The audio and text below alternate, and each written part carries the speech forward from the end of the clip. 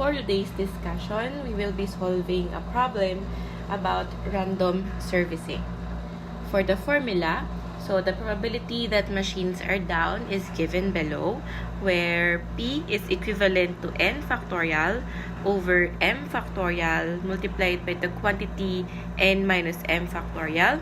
And then we have the probability or the proportion of machine downtime represented by small p, and that's raised to m multiplied by q, then raised to n minus m. So take note that your n is the number of machines, while your m is your total machines down.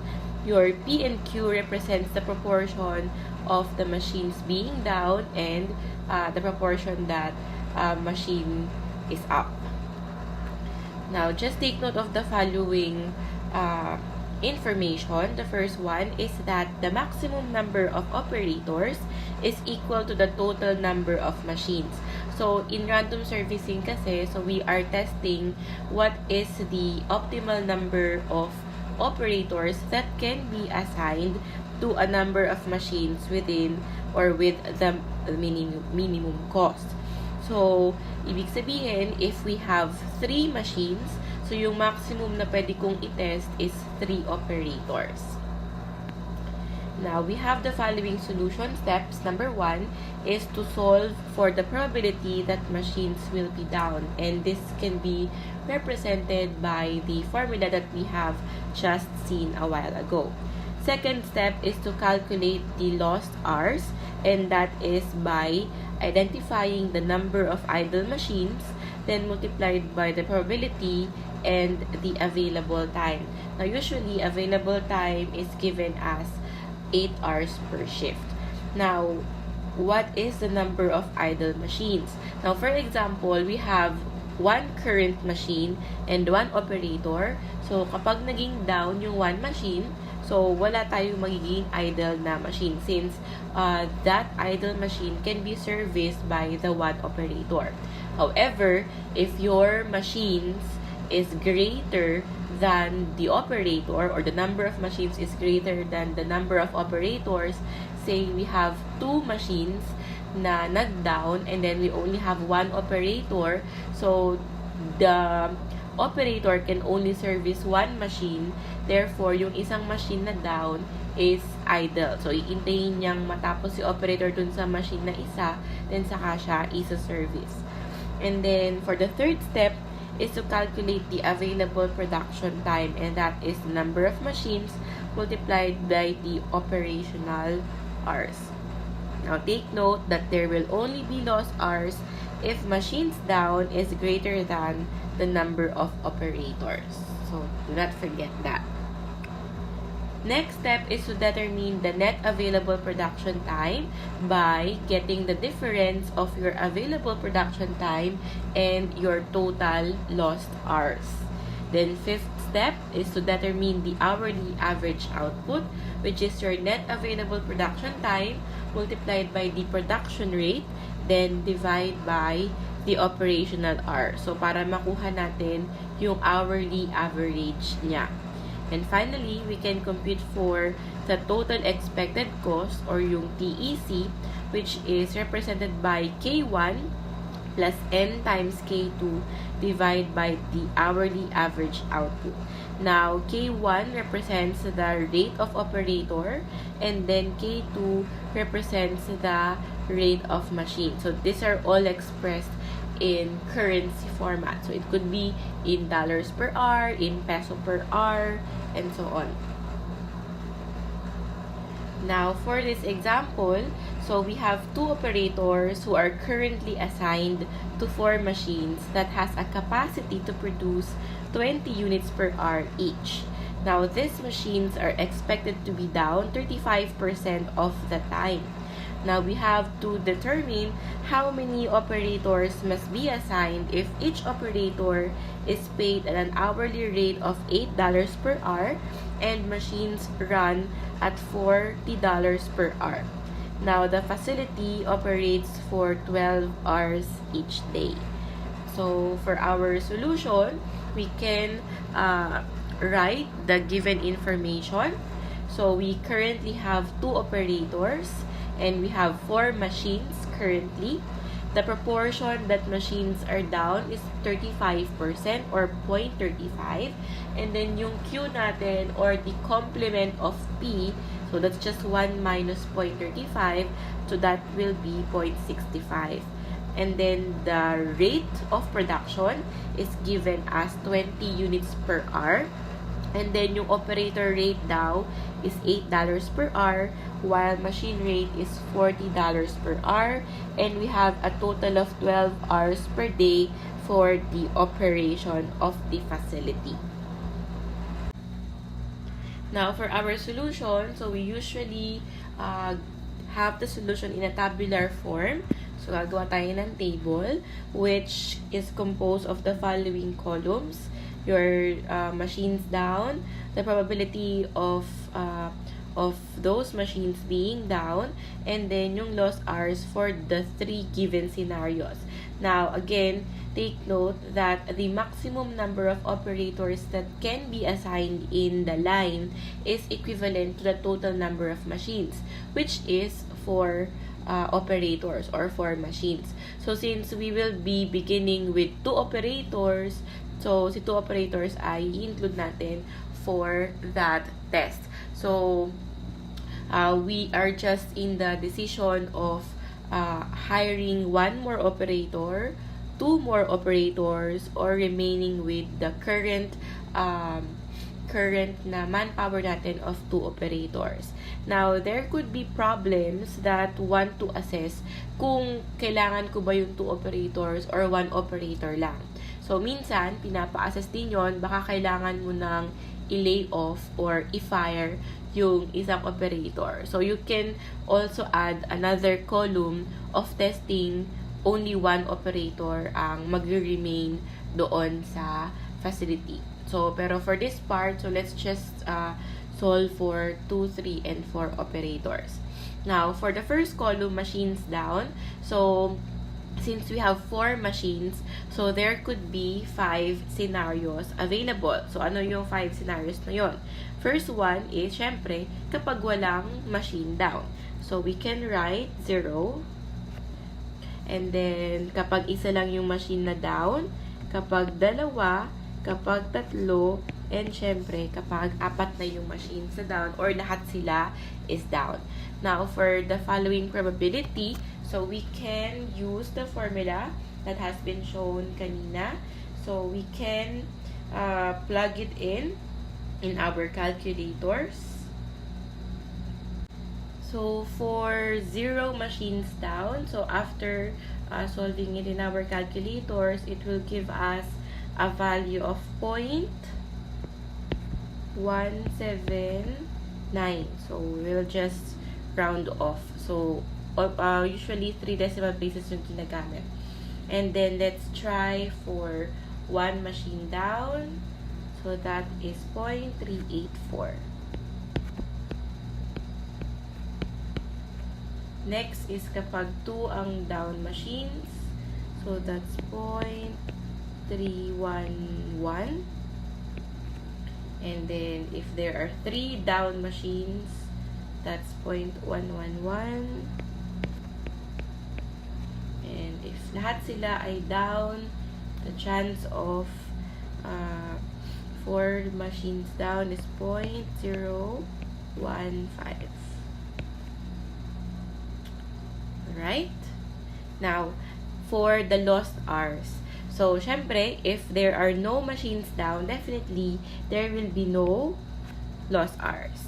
Kapag isa yung naging down at 2 si operator, so again, walang lost hours kasi wala namang idle na machine. Kapag 2 yung naging machines down and 2 din yung operator, so tag-isa sila ng isa-service, so you also have no lost hours. So again, having the information kanina na magkakaroon lang ng lost hours kapag ang machines down is greater than the number of operators. So since on the 3rd machine, so 2 silang magsa-service, so may isang maiiwan na mag-iintay to be serviced, therefore may isang machine na idle. So So, based on the formula, we will be multiplying the number of idle machines by the probability na mangyayari siya, and then we multiply by the available time. So, we have 1 times 0.111, and then we multiply by the operational hours, which is given as 12 hours per day. So, that's 0.111 times 12, and that will be 1.332.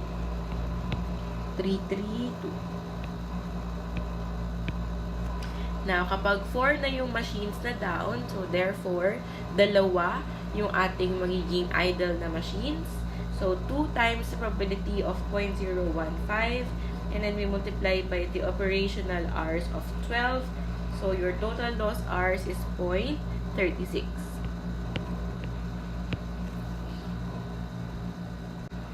Next is for 3 operators. So, automatically, magkakaroon lang again ng lost hours kapag your number of machines down is greater than the number of operators. So, therefore, for machines down na 0, 1, 2, and 3, so puro 0 yung answer natin dyan.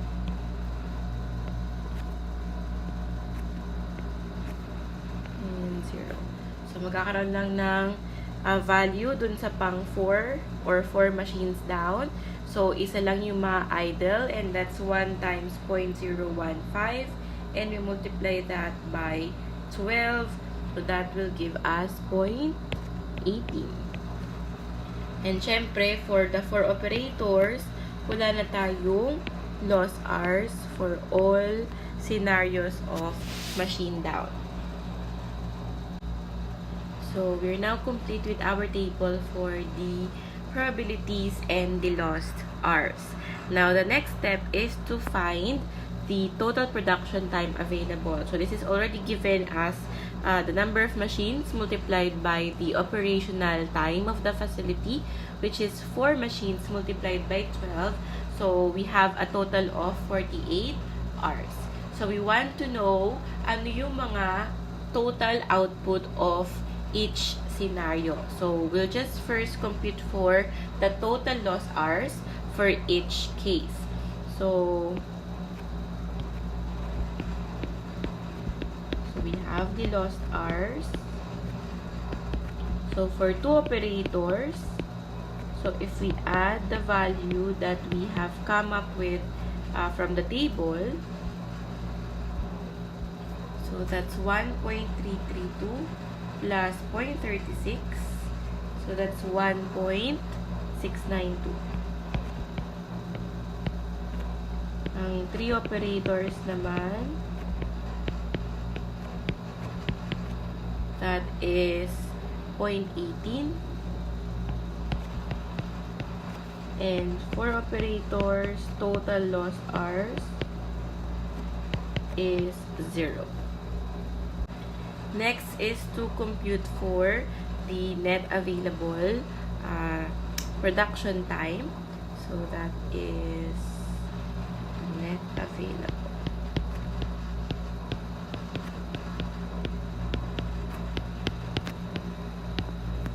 So just the difference between 48 and 1.692.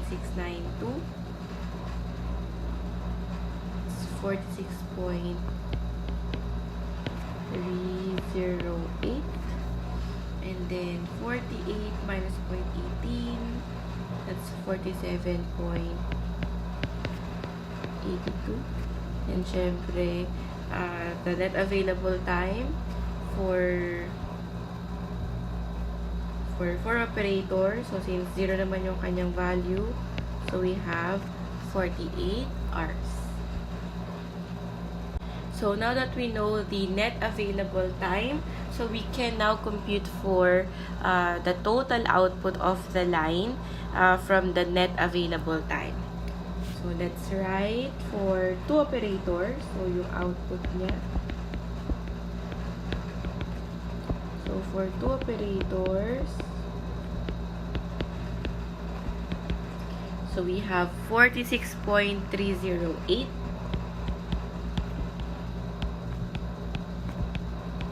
hours multiplied by 20 units per hour. So that is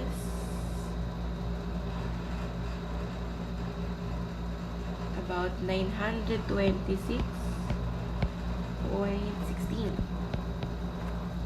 Then for 3 operators, that's 47.82. Again, times 20. That's 956.40. And syempre, for 4 operators,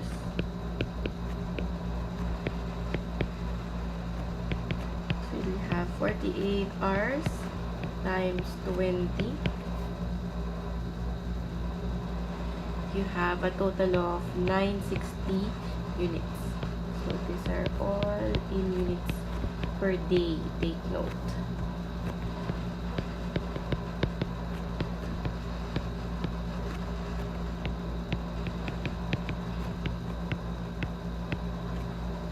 So, syempre, since gusto natin makita or yung given na rates natin is in an hourly basis, so, this can be further converted to an hourly average. So, by dividing each output by 12, so 926.16 divided by 12, so you have 77.18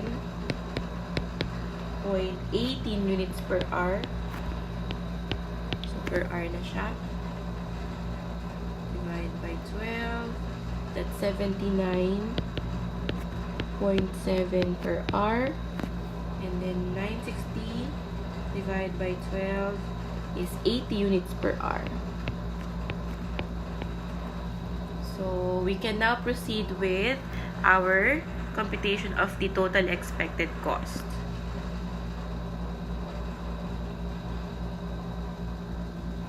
So TEC, so this is for 2 operators. So we have, so 2 operators times yung rate na 8 plus we have 4 machines and then 40 yung kanyang rate divide by yung ating hourly average ng output natin, which was 77.80.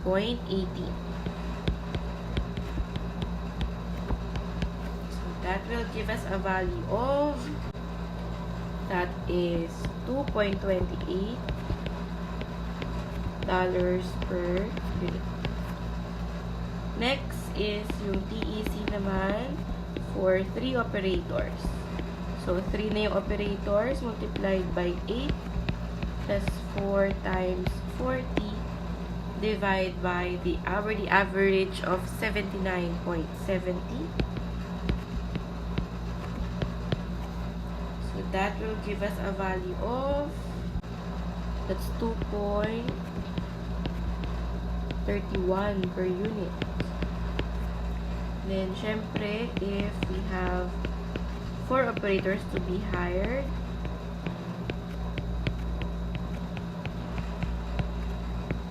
so I have a total of 80 units. So that gives us a value of 2.4 per unit. So, given the following expected costs for the 3 scenarios that we have computed, so makita na the best option is to retain the 2 operators that are currently assigned in the line. Now, let us just test if okay ba yung 1 operator lang. So, meaning, from the 2 operators, we will be reducing our manpower. So, let's just see kung ano yung magiging result niya. So, we are going back to the table. So, we are going to compute for the lost hours. So, again, when there are no machines down, so therefore, no lost hours for 1 operator. No lost hours pa rin if there will be 1 machine down. So, magkakaroon lang ng lost hour for 2 and above.